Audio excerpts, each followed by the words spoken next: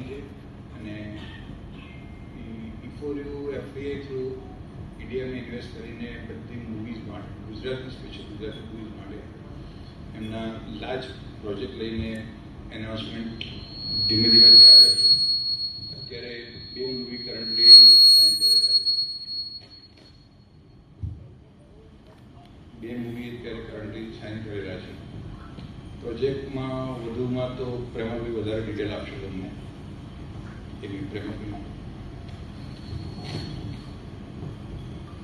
અમે બધા E4U અને એપિકામી એક સાથે જોડીને પ્રોડ્યુસર અને કો પ્રોડ્યુસરની રીતે સાથે કામ કરી રહ્યા છે અને એમાં અમે એક પ્રોજેક્ટ લાવી રહ્યા છે જેનું અમે બહુ જ સરસ રીતે કોમેડી સસ્પેન્સ થ્રિલર મૂવી બનાવવા જઈ રહ્યા છે અને આપણે બહુ જ જલ્દી રિવીલ કરીશું. હવે E4Uની વાત કરીએ તો E4Uની અંદર આપણી પાસે ઘણા ખરા પ્રોજેક્ટો છે લાઇનની અંદર. એમાં અત્યારે જોવા જઈએ તો 2 પ્રોજેક્ટ ઓલમોસ્ટ સિમિલર ટાઈમ ઉપર ફ્લોર ઉપર જઈ રહ્યા છે અને એના માટે જ આપણે અહીંયા આગળ બધું જાણ અને નોંધ માટે કરેલું છે બધું.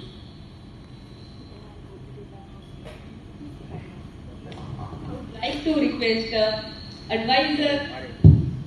mentor, Mr. Amit Vedawala, to give us a brief about the content that we are creating. Good afternoon, everyone. પહેલાં તો નામ થોડું ડબલ્યુનું સ્પેલિંગનું મિસ્ટેક છે, but everything is fine. Yes, sir. I apologize for that. That's fine. So, as a E4U promoter, I've been in USA almost 29 years. અને છેલ્લા 10 વર્ષથી એન્ટરટેનમાં ઘૂસેલો છું. I was doing a socials media, એટલે સોશિયલ્સ પ્રોગ્રામ કરતા હતા ત્યાં આગળ યુએસએની અંદર, જે ત્યાં ગરબા હોય છે, પછી શોઝ હોય છે, પોડકાસ્ટિંગ ને બધું ત્યાં આગળ નાનું ચાલુ કરી દીધું. નાવ આ લેવલ ઇન્ડિયાની અંદર ગુજરાતી ઇન્ડસ્ટ્રી માટે મારો પ્લાન હતો.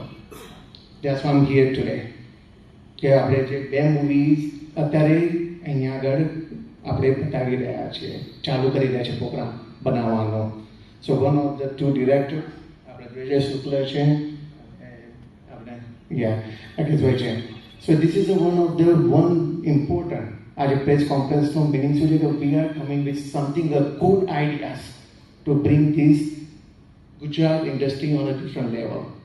So this is one of the good ventures we want to go through and want to say everyone કે ભાઈ આપણે ગુજરાતી ઇન્ડસ્ટ્રી માટે આપણે કાંઈક કરી રહ્યા છે, જે રીતે બોલિવૂડ છે, તમિલ્સના, સાઉથ ઇન્ડિયન્સની અંદર જે થઈ રહ્યું છે. So this is one of the good ventures. That's why we are here for. Wonderful. જેમ અમિત સરે કહ્યું એમ કે એ લોકો એકચ્યુઅલી ક્લિયર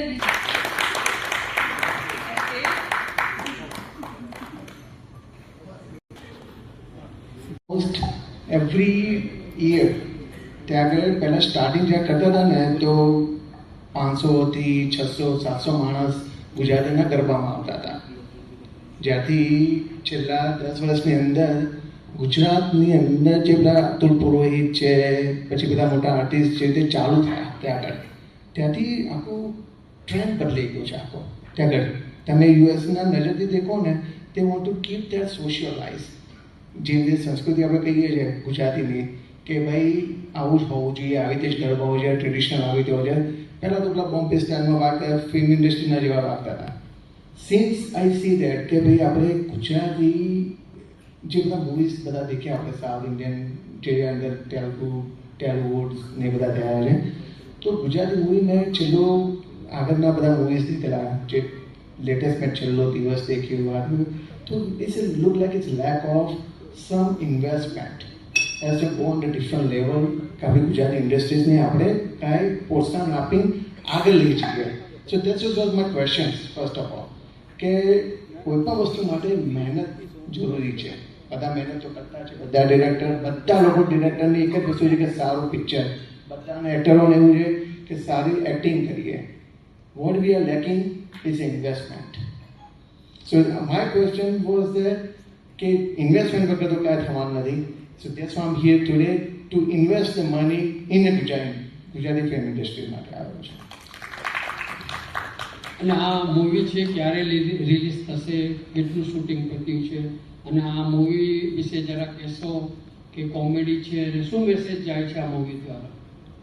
મૂવી વિશે કહેવા માટે તો આ ડિરેક્ટર બંને લાઈન આવ્યો છે અહીંયા આગળ બંને લાઈન છે. તો I hand over to you to answer this one. So please give answer on that one. કેમ છો બધા? મજા? હવે ભાઈ શું છે લાઈફમાં, અને આપણું તો છે મૂવી. આપણી આ જે ફિલ્મ છે ટોટલ કોમેડી ફિલ્મ છે. એક વખત જોશો એટલે આમ મૂડ ફ્રેશ થઈ જશે.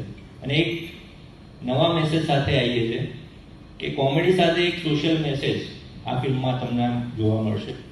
ફિલ્મનો ટાઇટલ છે ચોર નંબર 1. એમના લીડ છે આપણા શ્રેય મરડિયા, પછી છે આપણી ઋષિજાની આંચલ જે અત્યારે અહીંયા હાજર છે. તો પ્લીઝ, અને આ આઈ થિંક મે મહિનામાં આપણો પ્લાન કહેવાનો ઓન ફ્લોર જાય છે આપણે 22 ફેબ્રુઆરીના રોજ. તો પ્લીઝ બધા મીડિયાવાળાને એક રિક્વેસ્ટ છે કે મૂવીને વધારી લો, અને આપનો સપોર્ટની બહુ જરૂર છે. Thank you very much. એનો બેલેન્સ તમે કેવી રીતે જાળવશો? I think Pramod is going to give you answer on that one. ઇન્ડસ્ટ્રીમાં અત્યાર સુધી જે અમે જોયું છે ને, તો ઇન્ડસ્ટ્રીની અંદર ટુ બી ઓનેસ્ટ કોઈને ડિસરિસ્પેક્ટ નથી કરતા, પણ ઘણી ખરી જગ્યાએ અમે એવું જોયું છે કે નવા વ્યક્તિઓને જે મોકો મળવો જોઈએ ને એ નથી મળતો. એમની પાસે બી ટેલેન્ટ છે, એમની પાસે બી કંઈક કરી બતાવવાની ક્ષમતા છે, પણ એ ક્ષમતા માટે એમને કંઈક કોઈ મોકો આપે તો એ બહુ સારી વસ્તુ થઈ શકે છે. હવે જે વેલ નોન ફેમસ જે એક્ટર કે એક્ટ્રેસ આપણે કહીએ એ તો ઇન્ડસ્ટ્રીની અંદર ઓલરેડી આપણી પાસે છે જ, પણ કોઈ નવા વ્યક્તિને આપણે જો મોકો આપીએ તો એના ઉપર અમે થોડું વધારે ધ્યાન આપી રહ્યા છે. કારણ કે નવા વ્યક્તિઓ સાથે જોડાઈને જે અલગ જ વિઝન અમે લઈને આવ્યા છે એને આગળ લઈ જવામાં થોડું વધારે અમને એવું લાગી રહ્યું છે કે એમાં અમને મહત્વ મળશે. મારો ક્વેશ્ચન છે પાર્ટ આપનો જે ક્વેશ્ચન છે definitely it's a part of a journey. એક as a being a part of a journalism અને as a news anchor journey તો સ્ટાર્ટ થઈ હતી, પરંતુ જર્ની હવે એક નવા મોડ ઉપર જઈ રહી છે. એઝ અ ફિલ્મની અંદર કામ કરીશું, પ્રોડક્શન હાઉસની અંદર કામ કરીશું. સો આઈ હોપ કે જે જર્નલિઝમની અંદર જે વસ્તુઓ જોઈ છે એ જ એક્સપિરિયન્સ આની અંદર આપણે વધારે એન્હાન્સ કરીશું. અને મીડિયા મિત્રોને એટલું જ કહેવું કે વધારી લેજો આ બંને પિક્ચરોને. ચોર નંબર 1 અને પાર્ટ લાગી છે, બંને પિક્ચરો આવી રહી છે. તો please support us and be with us. Thank you. Siddharth, તમે એક ગુજરાતી ફિલ્મો કેમ ચૂઝ કરી એક ક્વેશ્ચન થોડો એવો લાગે છે કે આપણે ગુજરાતી છે સૌથી ખરાબ સ્ટાર્ટ ત્યાંથી કરીએ.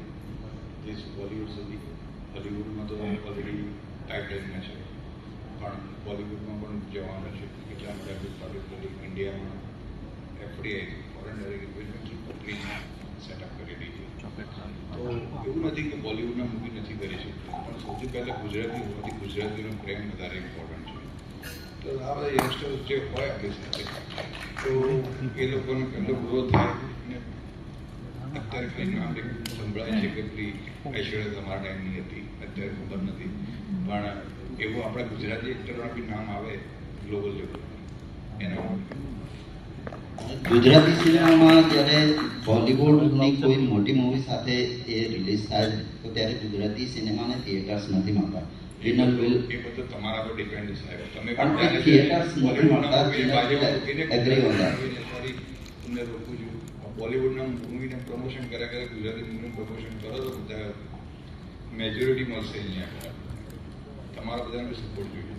એટલું વિચારવું જોઈએ કે યુએસની કંપની ઇન્ડિયામાં ઇન્વેસ્ટ કરીને ગુજરાતી મૂવી બનાવવા માટે જે એક એવું નથી કે મૂવીમાંથી પૈસા મળવાના, પણ એક ટેલેન્ટ અને એક કંપનીને વેલ્યુએશન આ બધા બહુ મલ્ટિપલ રીઝન્સ છે કે ગુજરાતી અને પોતે સૌથી પહેલાં ગુજરાતી હોવાથી જ ગુજરાતીનું પહેલું પ્લાન છે.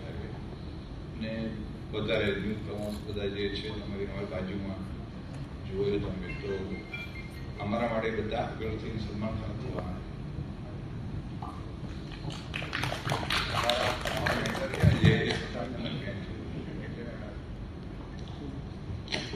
ચિંતન સુથારીયા.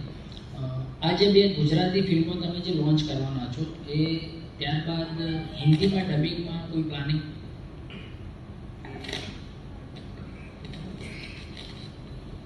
એના માટે હજુ વિચાર્યું નથી. અત્યારે આપણે ગુજરાતીનું ફોકસ કરવું છે.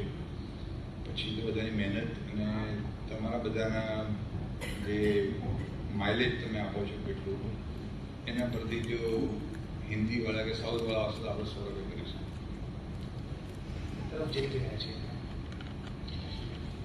E4U એન્ટરટેનમેન્ટ દ્વારા બે ફિલ્મની તો અત્યારે ઘોષણા કરી દીધી છે, પણ આગામી 2026માં બીજી કેટલી મૂવી આવવાની ગણતરી છે? આ બધું છે ફ્લેવર પર છે. અત્યારે બે કોમેડી લઈને આવ્યા છે, એના પછી એક્શન, એના પછી સાયન્સ ફિક્સ, પછી